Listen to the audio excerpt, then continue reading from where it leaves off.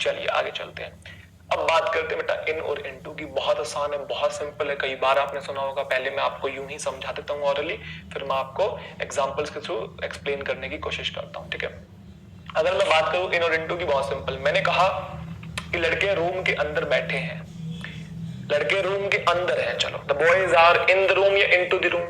In the room. In actual में और into actual में दोनों अंदर के लिए ही यूज होता है, लेकिन इन सिंपल पोजीशन के लिए यूज होता है, स्थिरता के लिए, और इनटू मोशन के लिए यूज होता है, मूवमेंट के लिए यूज होता है। इन पोजीशन के लिए, स्थिरता के लिए, और इनटू मोशन या मूवमेंट के लिए। तो मैंने कहा लड़के रूम के अंदर है, तो boys are in the room.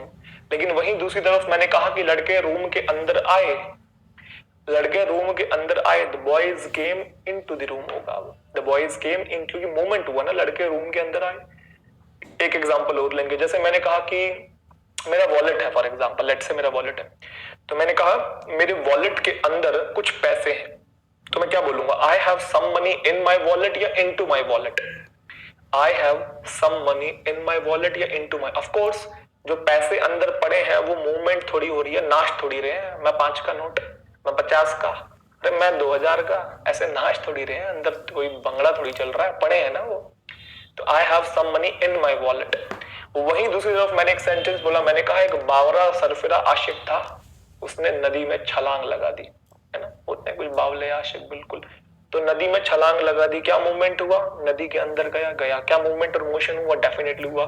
The frustrated lover jumped in the river या into the river? Of course into the river. I hope my point got clear. चले पक्का? चलो, तो इन होता है पोजीशन मतलब स्थिरता बताने के लिए, और इनटू होता है मोशन मतलब गति बताने के लिए या मूवमेंट बताने के लिए। The boys are sitting in the room, they came into the room, room में आए। I have some money in my wallet, क्योंकि मूवमेंट नहीं है, और लवर ने जंप किया इनटू द रिवर। क्लियर है? वहीं दूसरी तरफ अगर हम दूसरे टाइप को देखें इसी से रिलेटेड, तो वो है ऑन और ऑन टू।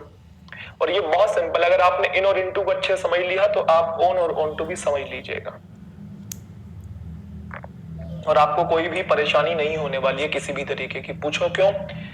क्योंकि ऑन और ऑन टू दोनों का मतलब होता है पर या ऊपर, लेकिन वही सेम चीज ये पोजीशन बताने के लिए और ये मूवमेंट और मोशन बताने के लिए। उसका मतलब था अंदर इन और इनटू का, ये किसी पर या किसी के ऊपर। यस और नो?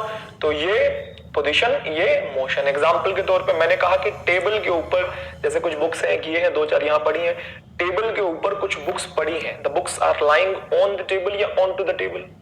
नाच थोड़ी रही हैं, पड़ी है ना। The books are lying on the table. लेकिन फिर मैंने एक और एग्जांपल दिया, मैंने कहा I threw, THREW, I threw the book on the table या on to the table? Of course on to the table, क्योंकि यहाँ पे मूवमेंट हुआ ना, I threw the book, motion हुआ ना, I threw the book on to the table. Clear है? The cat is sitting on the car या on to the car? बैठी है, कोई मोशन नहीं है, पोजीशन है। The cat is sitting on the car. लेकिन वहीं दूसरी तरफ the cat jumped on the car या on to the car? Of course on to the car. तो ये वाला पॉइंट भी बिल्कुल सिंपल था, पहले वाले से आप रिलेट कर सकते हैं, कुछ भी इसमें नया आपने नहीं सीखना है। The book is lying on the table, I threw the book on to the table, movement हुआ। कैट बैठी है तो ऑन, जंप किया तो ऑन टू।